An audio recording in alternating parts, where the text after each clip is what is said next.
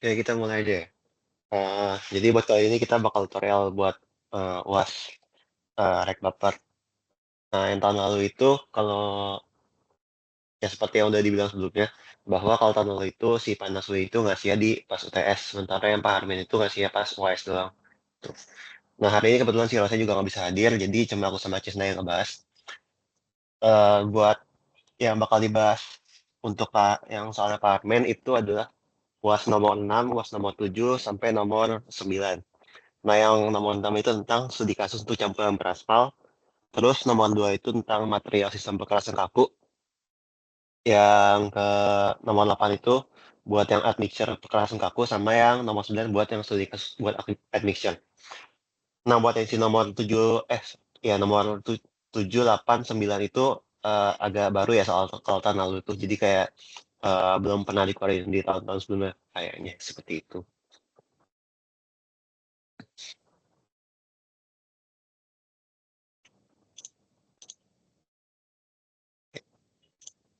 Kayak buat yang nomor 6 itu, tadi kan studi kasus buat campuran beraspal ya.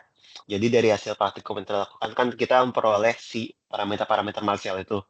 Nah, kita tuh disuruh jelasin untuk kondisi yang kalau bebannya overloaded, terus suhu lapangan tinggi alias panas, sama curah hujan tinggi itu atau basah. Nah, itu jenis campurannya apa yang cocok sama parameter Marshall seperti apa kalau buat campuran itu. Terus nomor 7 itu ini basically cuma kopas PPT ya. Jelaskan jenis material, penyusun sistem perkasan kaku. Terus nomor 8 itu buat yang admixture, sama faktor-faktor yang mengaruhi pemilihannya. Sama untuk yang nomor 9 itu untuk studi kasusnya. Jadi gimana kalau pembayaran tinggi sama lambat, terus jalur padat sehingga window pemeliharaan pendek alias nggak boleh lama-lama pemeliharaan itu. Sama daya dukung tandanya cukup baik alias CBR-nya bagus. Nah, disuruh pilih jenis admixture yang terbaik dari nomor 8 tadi. Gitu. Buat yang studi kasus yang pertama, jadi dia dibikin aja pertimbangannya dari yang masing-masing keterangan di soalnya.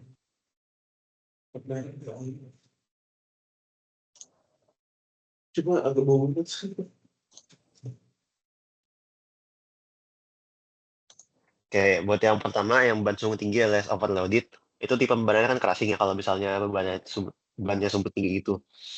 Nah, itu berarti butuh campuran dengan kuatan alias stabilitas sama durabilitas yang bagus. Nah, makanya kita butuh campuran yang juga relatif kaku gitu ya. Nah, berarti kalau misalnya stabilitas tinggi, kalau misalnya seperti itu, kita butuh yang stabilitas tinggi, satu, sama yang MK-nya tinggi, karena MK itu kan terkait dengan kakuannya. Nah, tapi stabilitas tinggi itu belum tentu kan juga berarti bahwa si kakuan tinggi, maka kita butuh dua-duanya gitu. Nah, untuk hal tersebut kita butuhnya gradasi yang menerus, alias continuous atau well graded, atau juga bisa pakai yang seragam ataupun uniform ataupun open graded gitu. Jadi bisa pilih antara kedua itu. Terus yang B itu yang suhu lapangan tinggi. Nah, berarti kita butuh aspalnya yang nggak gampang meleleh atau encer.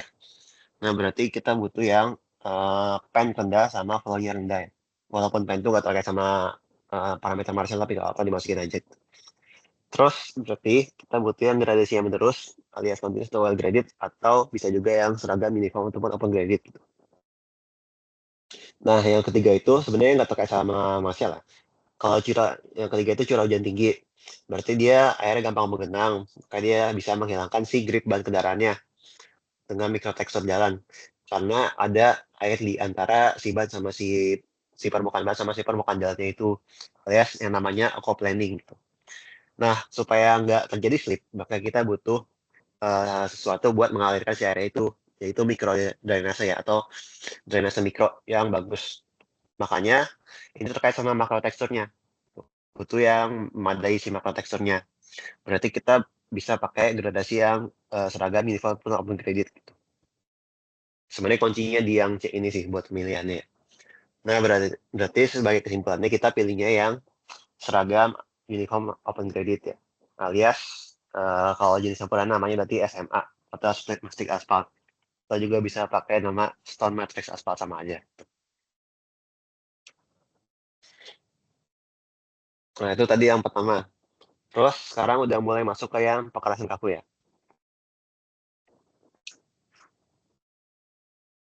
Nah, ini mungkin aku jelasin aja ya karena di kelas juga kurang nggak sempat dijelasinnya sama Pak Armen kemarin tuh. Yang pertama, terkait sama semen. Nah, kalau misalnya di pekerasan lentur, itu kan si bindernya itu adalah si aspal. Sementara kalau misalnya di pekerasan lentur itu bindernya adalah semen gitu. Jadi ini basically kayak belajar rekban lagi lah gitu. Ini benar-benar materi rekban sebenarnya. Nah, jadi kalau semen itu sebagai binder, dia tuh bakal mengeras ketika dia terdehidrasi dengan air, serta menghasilkan produk yang tahan air, misalnya semen Portland, kalau kita semen putih dan kawan-kawannya. Nah, dia kalau dari Portland sendiri itu komponen utamanya adalah batu kapur yang mengandung kalsium oksida ya. Nah, itu sering disebut sebagai lime ya atau kapur. Terus dia tuh juga mengandung lempung. Itu dia ada kandungan silikanya atau SiO2-nya. Terus ada oksida alumina sama oksida besi. Nah, itu ada tipe-tipe semennya nanti bisa dibaca aja ya. Terus yang kedua ada material sementius tambahan. Itu yang punya sifat mozolan sementius atau keduanya. Nah, ini ada beberapa jenis material yang terkait sama sementius tambahan ini. Nah, itu intinya juga untuk meningkatkan workabilitas bisa juga, sama juga menambah si durabilitasnya. Karena dia tuh terkait sama alkali silika reaction ya, sama sulfate attack. Nah, kalau si reaksi alkali silika itu sendiri, dia tuh terkait sama si kandungan komposisi kimia dari si dari si semen sama si agregatnya. Kalau di agregat kan tadi kan ada silika ya, ada kandungan SiO2-nya. Sementara di beton itu, di semen itu ada kandungan alkalinya ya. Ada, pokoknya dia mengandung senyawa-senyawa yang bisa menghasilkan si ion hidroksida ya. Nah, kalau si hidroksida itu bereaksi sama si SiO2-nya itu, dia tuh bakal ngasilin yang namanya gel alkali silika ya. Nah, itu tuh bisa dia tuh sifatnya mengikat air gitu. Jadi makanya dia bakal mengembung gitu kan jadinya kan. Nah, makanya nanti si betonnya bakal jadi gampang rusak ataupun cracking ya karena dia makin banyak air yang terserap gitu. Oke. Yang pertama ada fly ash itu ya basically abu sisa bakaran ya, batu bara. Terus nah, biasanya yang dipakai itu adalah yang kelas S sama kelas C ya, buat yang kelas kaku ini, ataupun yang beton. Nah, kalau kelas F itu punya sifat pozolan, sementara yang C itu ada pozolan sama sementiusnya. Terus ini ada panduan penggunaannya berapa persennya, sama ya ini ya, ada pengaruh penggunaan fly ash ya, untuk meningkatkan workability dan seterusnya.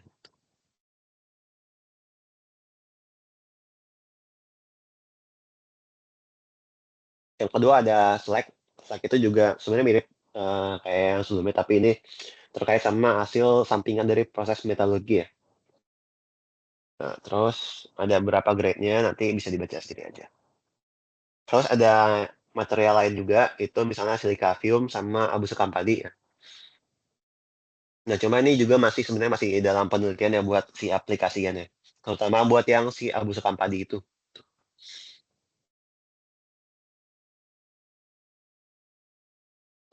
Nah, kalau misalnya sekarang itu tuh sebenarnya udah banyak penelitian terkait sama nanomaterial. Jadi kayak misalnya yang si fly ash ini, dia tuh sekarang udah mulai dikembangkan dari skala nano gitu. Nah, kalau nano itu dia tuh punya keuntungannya dibandingkan yang mikro ya. Kalau misalnya fly ash yang ini tuh sebenarnya masih yang banyakan itu yang mikro itu. Yang penggunaannya masih banyak yang untuk fly ash mikro. Sementara sebenarnya yang lebih bagus itu adalah yang fly ash nano. Nah, kalau nano material itu lebih bagus karena dia tuh kan lebih kecil ya. Nah, kalau lebih kecil berarti itu dia luas permukaannya itu bakal lebih besar yang bisa terlingkupi ya pada si materialnya tuh. Nah, jadi itu secara logis saja seperti itu. Nah, cuma ya kalau misalnya pakaian nano itu pasti harus butuh mesin buat eh mecah-mecah gitu kan supaya jadi partikel nano. Nah, itu yang agak mahal ya ataupun susah. Ada udara nano silika, nano fly ash dan masih banyak lagi. Jadi masih banyak diteliti sekarang. Nah, terus yang ketiga ada agregat pastinya. Agregat ya udah tau lah ya. Pokoknya nanti perlu ditinjau terkait sama bentuk teksturnya, terus ukuran gradasinya, terus penyerapan kelembapan permukaannya, berat jenis atau spesifik gravitinya, daya tahan fisik, daya tahan kimia, sama kekuatan. Nah, terus kekuatan juga terkait sama si couplingnya ya. Kalau di beton tuh kan ada itu ya, ada coupling gitu. Nah, itu berarti perlu diperhatikan terkait sama kekuatannya ya. Terus jenis agregat berdasarkan ukurannya ada sebagai berikut. Ada yang kasar, ada yang halus,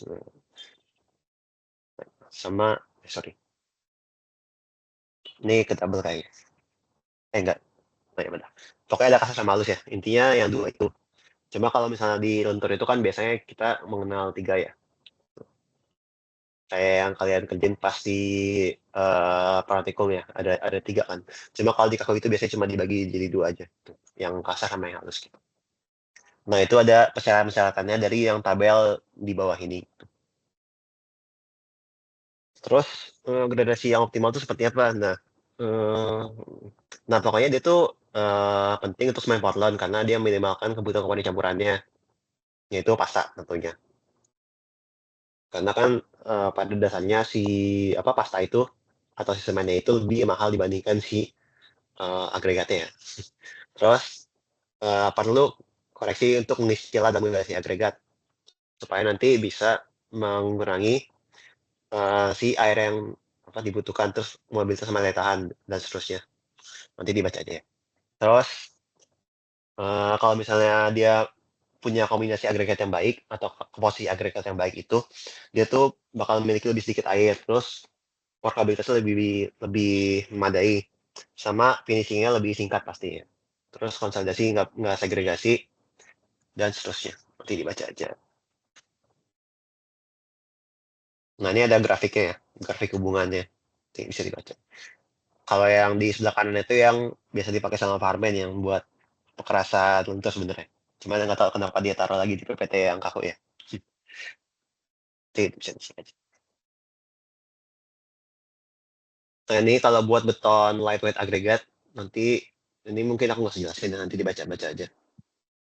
Terus ada bahan limbah sebagai agregat juga nanti dibaca-baca aja. Nah, lalu ada air ya. Jadi jangan lupa bahwa di beton itu harus punya air supaya nanti si semen itu bisa bereaksi ya. Kalau nggak bisa bereaksi. Nah, pokoknya dia tuh nggak boleh, pokoknya dia harus bersih ya. Nggak boleh mengandung minyak, asam alkali, garam-garam, dan seterusnya yang bisa merusak beton. Nanti ada persyaratan kimia di bawah di tabel itu. Terus ada admixture. Nah, itu kalau dibutuhkan atau diperlukan pada saat bikin pada saat ngecornya atau ya pelaksanaan beton di lapangan itu, nah nanti pakai admixture ya kalau misalnya perlu. Sama kadang-kadang juga bisa dipakai fiber reinforcement ataupun penguatan menggunakan serat ya untuk meningkatkan si flexural strength-nya atau kekuatan lenturnya.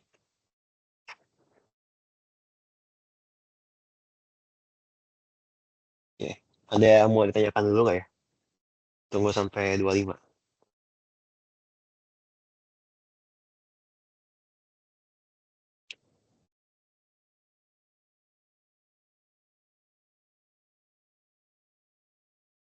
Oke, lanjut dulu ya. Berikutnya tentang admixture bekas kaku untuk untuk penjelasannya. Nah, tadi aku belum jelasin yang terkait sama ini karena udah mau dijelasin di nomor ini gitu. Yang pertama itu kalau dari PPT si bapaknya itu ada water reducing admixture. Itu yang tipe A. Nah, itu ada berapa tipe ya sebenarnya. Ada yang low range, ada yang mid range, sama high range. Cuma yang high range itu lebih dibahas nanti di bagian F ya. Ya, bagian yang tipe F sama tipe G. Tuh. Terus itu intinya buat ngoreksi si selamnya. Terus berikutnya pengurangan semen pasta itu dapat mengurangi jumlah susu dan informasi. Sama itu juga untuk beberapa administrator itu bisa bertindak sebagai set it order. Ini bisa baca-baca aja ya. Terus yang kedua itu ada retarding armature. Itu intinya adalah untuk menunda si pengerasan itu, si pengerasan si betonnya itu, supaya nanti kalau misalnya mau dibikinnya di mana, diantaranya ke mana. Nah itu tuh nggak keburu setting gitu. Misalnya kita mau ngantar pakai yang si truk yang beton yang gede itu. Nah itu biasanya ditambahin sama retarding admixture biasanya nggak mengeras dalam si mixer di si mixernya itu, mixernya itu. Terus yang ketiga ada accelerating admixture. Nah itu intinya adalah buat mempercepat. Kalau tadi retarding itu memperlambat, yang C itu yang mempercepat ya. Tuh. Itu kalau misalnya perlu yang tadi itu window pemeliharaan pendek gitu. Perlu pemeliharaan yang cepat. Nah itu bisa pakai yang C ini. Tuh. Terus yang D itu yang gabungan A sama B tadi, yang water reducing sama retarding. Kalau yang E itu gabungan A sama C, terus yang F itu gabungan A sama C dengan range tinggi. Jadi kalau misalnya, sorry, buat yang F sama, buat yang high range ini dia tuh disebut sebut juga sebagai super plasticizer gitu. Jadi buat meningkatkan workabilitasnya secara tinggi. Tapi tetap mengurangi kadar airnya. Nah, yang G juga kurang lebih sama, tapi dia gabungnya sama yang retarding ya.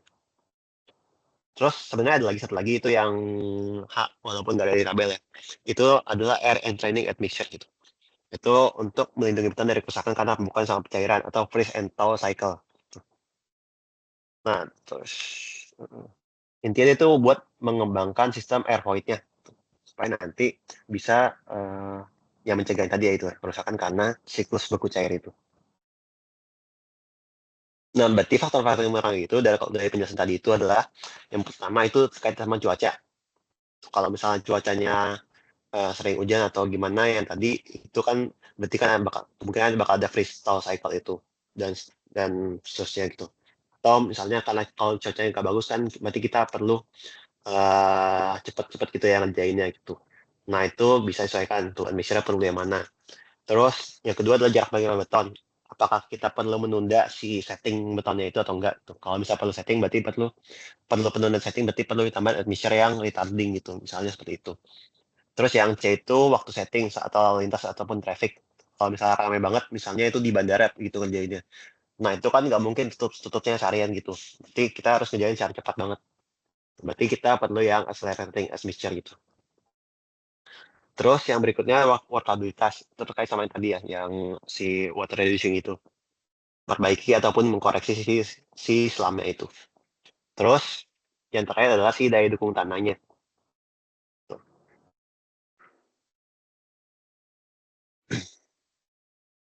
Oke, langsung lanjut ke studi kasusnya ya. Nah, tadi di soalnya itu yang pertama dia tuh dikasih tahu bahwa pembangunan tinggi sama lambat. Berarti kan dia tipenya adalah crafting ya. Nah, berarti butuh campuran dengan kekuatan yang tinggi. Berarti kita membutuhkan perbaikan selam pasca pengerjaan.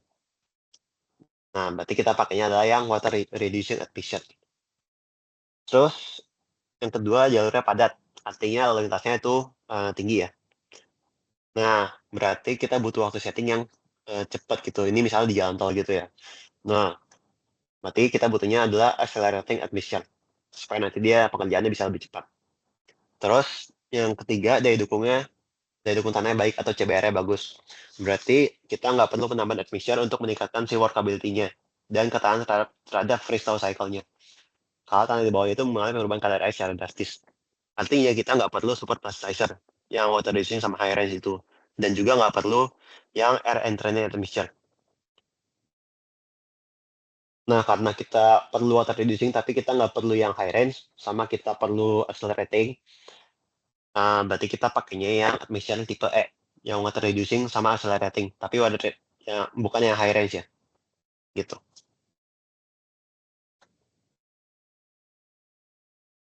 Oke, ada yang mau tanya dulu nggak? Sampai 10.31.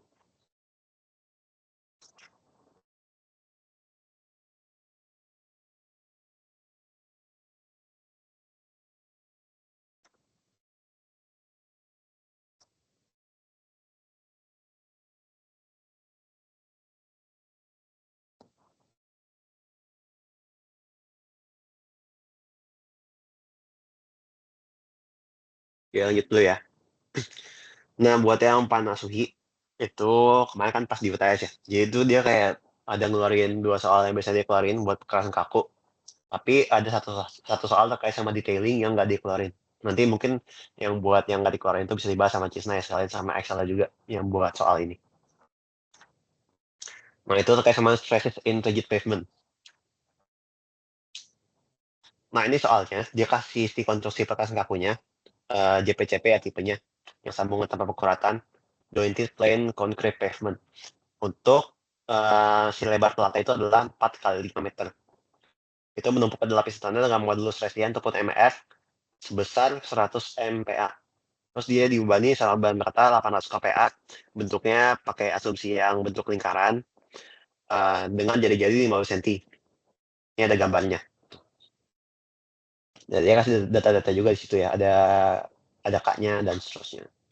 Ada Poisson ratio-nya itu dia sebesar 0,15 ya buat yang betonnya itu. Sama betonnya itu 20 GPa. Terus si plat betonnya itu 30 cm. Ini cukup tebal ya. Nah, nanti disuruh ngitung si tegangan tariknya. Jika terjadi interior loading, edge loading, sama corner loading ya. Gitu. Nah, terus kalau misalnya bannya diberikan berulang-ulang dengan waktu pembayarannya 0,1 detik, ini yang standar ya sebenarnya. Nah, berapa repetisi ban yang dapat diberikan sampai terjadi fatigue? Tuh, gagalan secara fatigue.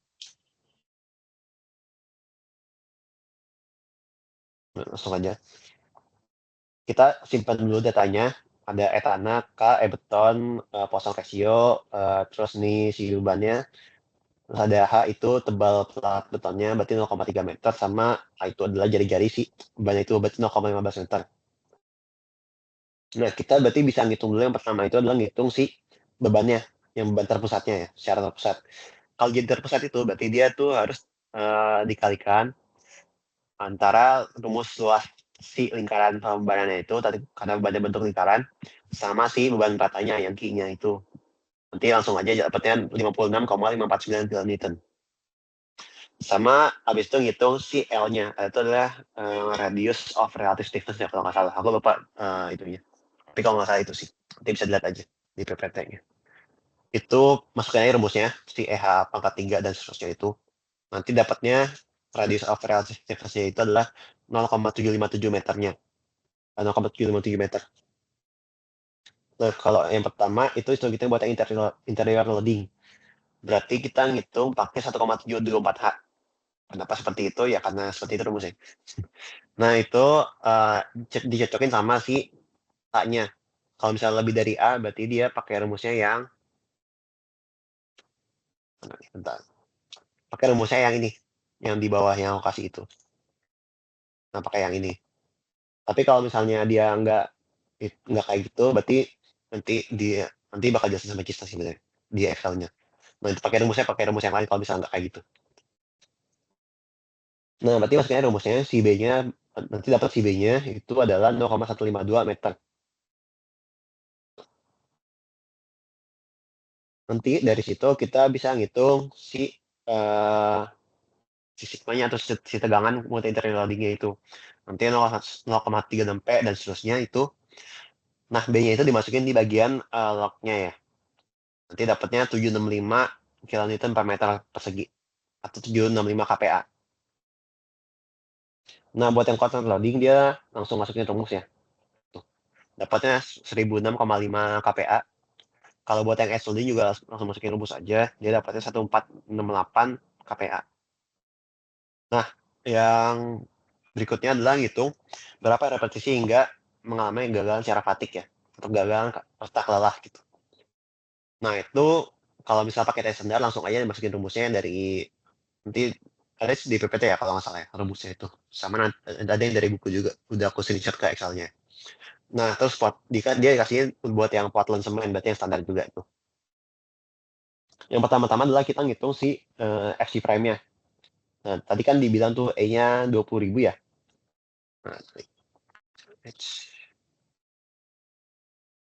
Nah, Nah, dia tuh 20 GPA, berarti 20.000 MPa ya. Kita konversi ke dalam MPa. Terus dibagi sama 4.700 itu konstanta dari rumusnya. Dikuadratin abis itu. Dapatnya 18 MPa.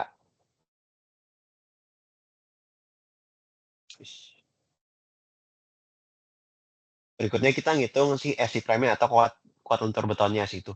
Nah, itu pakai langsung aja 0,62 dari akar FC prime. Dapatnya 2,638 MPa. Terus berarti kita ngitung buat 3 kasus juga. Kalau misalnya dia beban interior loading, itu ya rumusnya seperti itu ya. Pakainya yang sigma I gitu. Dibagi sama kuadranturnya. Jadi yang dibandingkan adalah sigma I-nya.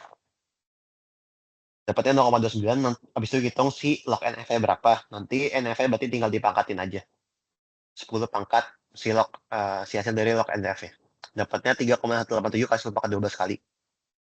Untuk constant loading, dia lebih sedikit ya dapatnya. Dia dapatnya adalah 7,796 kali 10 pangkat 10. Sementara yang S loading itu lebih sedikit lagi. Dia tuh 6,431 kali 10 pangkat 7. Jadi, buat pembayaran si interior, dia tuh, apa ya, kalau misalnya interior itu kan dia bebannya di tengah, berarti dia bakal bisa menampung ataupun menanggung si beban yang repetisi beban yang lebih banyak. Sementara kalau misalnya corner itu yang tengah-tengah, kalau misalnya dia bebannya di edge atau di pinggir, tapi bukan yang di pinggir pojok ya. Nah itu tuh dia paling sedikit, berarti dia lebih kritis di yang edge itu. Itu. Sebelum lanjut ke Excel-nya sama bahasan yang detailing, ada yang mau ditanyain dulu nggak? Tunggu sampai 38.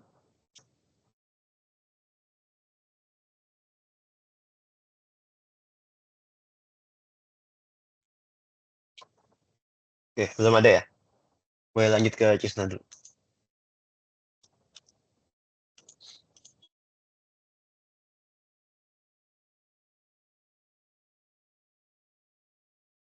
Sebentar ya, aku share screen dulu.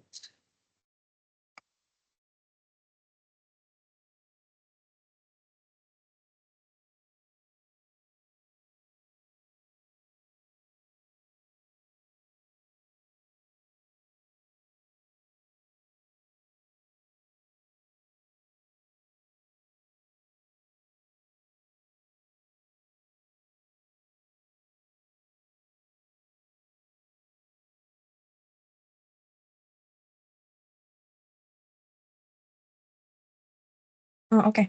Mungkin aku bakalan jelasin yang 2020. Ini dari soal Pak Harmin dulu. Jadi intinya ada ruas jalan yang bakal dibangun dengan informasi kayak yang di list, lokasinya di mana, terus panjangnya berapa, jenis tanahnya, kadar air tinggi, terus CBR 1%, terus kondisi lapangannya hutan hujan tropis, terus kondisi lingkungannya ada curah hujan tinggi, suhu maksimumnya 45, terus topografi medannya datar. Nah, ini untuk dirancang untuk beban truk kontainer berat ya. Terus yang LHR-nya rata-rata bisa sampai 10.000 kendaraan. Nah, ini kita disuruh identifikasi permasalahan di lokasi ini gitu. Oke, jadi pertama permasalahannya adalah dari segi CBR-nya. Jadi CBR-nya tadi kan 1% ya, yang mana tuh kecil banget gitu. Nah, karena dia kecil banget dan apa namanya, lalu lintas yang bakalan diproyeksi itu buat lalu lintas berat dan juga LHR-nya besar. Nah, maka ini tuh sebenarnya dari segi CBR itu perlu diperbaiki dulu. Jadi diperbaiki dari kualitas daya dukung tanahnya dulu dengan meningkatkan nilai CBR-nya gitu. Terus selain CBR, ini ada curah hujan. Curah hujannya tadi tuh cukup tinggi gitu. Jadi akan ada potensi genangan air di ruas jalan. Nah, makanya perlu diperhatikan terkait dengan drainase si ruas jalan yang bakalan kita bangun. Terus kadar air tanahnya. Jadi kalau di Kalimantan itu kan sebagian besar tanahnya tuh tanah gambut. Jadi kadar airnya tinggi dan ada potensi buat menimbulkan keluarnya air dari bagian bawah tanah gitu, bagian dalam tanah. sehingga akan ada kemungkinan penurunan subgrade. Jadi masalah kadar air tanah ini juga perlu diperhatikan atau perlu diperbaiki dulu sebelum kita membangun si ruas jalan di lokasi tersebut. Jadi intinya ada, kalau dirangkum permasalahan utamanya itu ada 3. Yang pertama CBR, terus curah hujan, dan juga kadar air tanah. Sehingga informasi tambahan yang dibutuhkan itu yang pertama ada data curah hujannya, terus kadar air tanahnya berapa, serta ketersediaan tanah dengan kualitas CBR yang lebih baik di sekitar lokasi gitu. Apakah ada? Kalau nggak ada berarti ya tadi alternatifnya adalah melakukan perbaikan tanah dasar terlebih dahulu gitu. Terus selanjutnya untuk yang kedua, tadi kan ditanya sistem perkerasan apa yang sesuai. Jadi sistem perkerasan yang sesuai itu adalah perkerasan kaku. Karena kalau misal perkerasan lentur ini digunakan di kondisi curah hujan dan kadar air tanah yang tinggi, maka akan dikhawatirkan terjadi stripping gitu, atau terkelupasnya aspal dari agregat, karena kan memungkinkan intervensi air yang besar di sistem perkerasannya gitu. Jadi takutnya si air ini masuk ke perkerasan dan ngeganggu ikatan antara aspal dan agregat. Terus kondisi suhu lapangan tuh 45 derajat, yang ini tuh cukup tinggi. Jadi kalau misal kita pakai aspal itu bisa ada potensi bleeding gitu. Terus beban kendaraannya tuh juga beban kendaraan besar atau truk kontainer gitu kan besar ya. Terus kalau misal kita pakai lentur itu nanti takutnya akan menyebabkan deformasi yang berlebihan, karena jadi kalau perkerasan kaku tuh mostly bakalan lebih cocok buat beban kendaraan yang lebih besar gitu. Nah ini juga ada catatan, tapi perbaiki dulu daya dukung tanahnya sehingga sistem perkerasannya itu bisa bekerja secara maksimal atau efektif gitu. Karena tadi kan CBR-nya kecil banget ya. Nah terus ini ada soal nomor 2, sebuah jalan akan ditingkatkan dari jalan desa menuju arteri. Sebut dan jabarkan permasalahan serta informasi tambahan apa yang dibutuhkan, serta tentukan peningkatan kapasitas strukturalnya gitu. Apakah rekonstruksi atau overlay permukaan.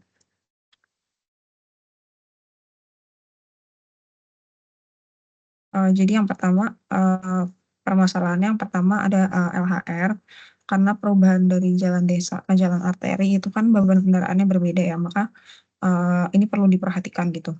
Terus CBR tanah dasar, karena kalau di jalan arteri itu kan lebih besar ya kebutuhan lalu lintasnya, maka harus dipastikan tanah dasarnya ini bisa kuat gitu, bisa memenuhi. Kalau misal nggak memenuhi, perlu dilakukan perbaikan terlebih dahulu.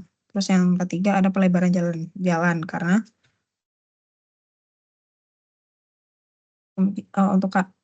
untuk dilakukan pelebaran jalan ini karakteristiknya harus mirip dengan perkerasan yang existing. Serta perlu dipastikan juga untuk lahannya ini sudah tersedia gitu. Nah ini untuk pendekatannya ini yang dipilih itu adalah dengan melakukan perbaikan tanah dasar dibandingkan overlay, karena untuk apa namanya? Karena kalau di desa itu kan biasanya lebih sederhana, sehingga kalau misal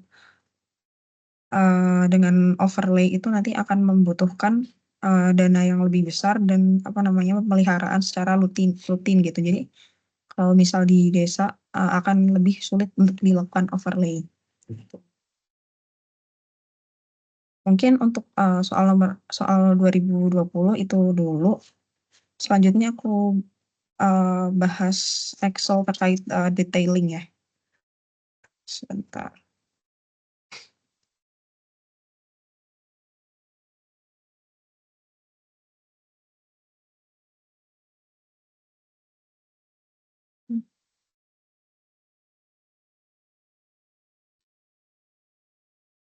Hmm.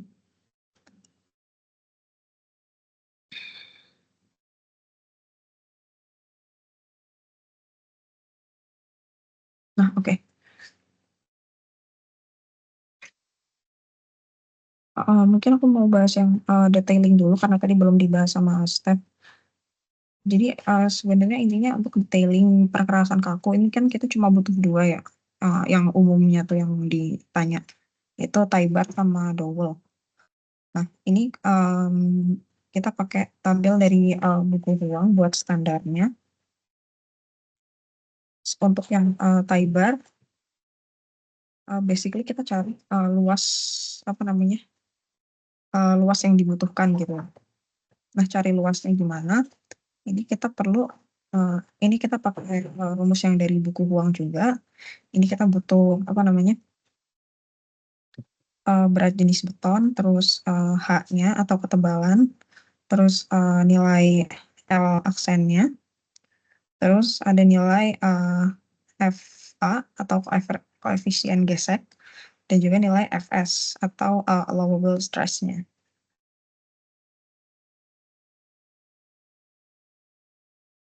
Nah ini yield strength-nya kita ambil dari tabel di buku Huang. Bisa kalau misal pakai yang cold drawn wire, kita pakai yang yield strength-nya 6.500, terus allowable stress-nya 43.000, maaf, PSI gitu. Terus, nah berat jenis beton ini sebenarnya umum aja 24 kilonewton per meter kubik ya. Terus nilai L aksennya itu diambil 4. Nah nanti kita tentuin si luas penampang yang dibutuhkan gitu. Luas penampang yang dibutuhkan berapa, terus nanti kita dapat lah, ini sebenarnya kayak beton ya guys, nanti kita bisa dapat space-nya berapa dan juga ukuran diameter yang dibutuhkan tuh berapa gitu. Lalu untuk dowel-nya itu juga sama, sebenarnya tinggal kita ambil dari standar aja. Kita lihat dari standar aja. Ini kita ambil dari parameter H. Parameter H itu ketebalan perkerasannya. Ini kan kalau dalam meter 0,3, kita ubah dari ke inci karena si tabel Huang ini pakai inci gitu. Terus dibulatkan aja. Terus ya udah kita berdasarkan si tabel Huang kita dapat recommended buat dowel diameternya berapa dan panjangnya berapa gitu. Nah, terus nanti kalau misal mau gambar detailing, kalau disuruh gambar detailing, kalian tinggal gambar perkerasan dari tampak samping yang kiri sama yang bawah sini ya. Jadi kalau yang di sebelah sini ini buat ngegambarin si tie bar-nya. Ini tuh tie bar yang di tengah-tengah, kalau yang di sini ini dowel-nya gitu. Nah, paling nanti kalian gambar aja tapi nggak perlu sedetail ini gitu, karena ini kan dari AutoCAD ya, dan kayaknya dari proyek beneran gitu. Nanti kalian gambar, yang penting tie bar dan dowel-nya kelihatan aja gitu. Atau misal kalau boleh dari tampak atas juga, kalian bisa gambar aja tampak atas, tie bar tuh yang di sebelah sini, sedangkan dowel tuh yang di sebelah sini. Nanti dimensinya kalian sesuaiin sama perkerasan yang ada di soal gitu. Oke. Mungkin dari aku cukup ya. Segitu aja karena yang soal nomor 1 sama 3 ini sama kayak yang dibahas sama Steph tadi. Ini kan disuruh cari beban tengah, pojok, dan pinggir, ini sama kayak yang dibahas Steph tadi. Terus yang repetisi ini juga sama aja. Jadi mungkin itu dulu penjelasan dari aku. Kira-kira ada yang mau ditanyain kah? Aku tunggu sampai 10.51 ya. Bis, izin bertanya, Bis. Yaps. Kalau yang soal tahun 2021 dan 2024 tadi tentang apa ya, Bis? Yang di Excel. Yang mana? Yang 2021 sama 2024. 2021, bentar.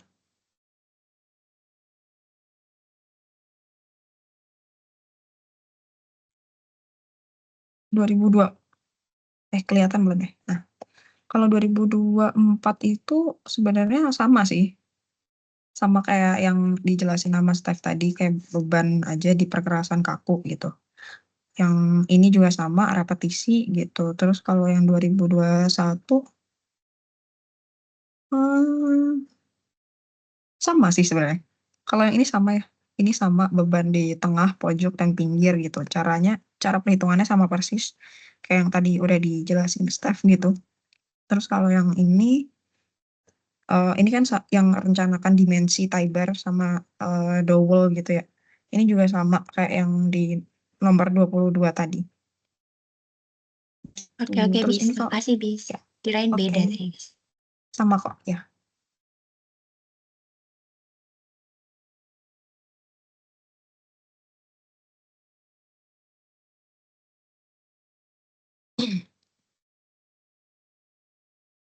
Oke, karena mungkin nggak ada yang mau ditanya lagi, mungkin cukup sekian aja dari tutor UAS dari aku dan juga Steph. Nanti buat filenya bakalan dikirim ke Google Classroom ya. Oke, makasih teman-teman sudah join. Dicukupkan ya.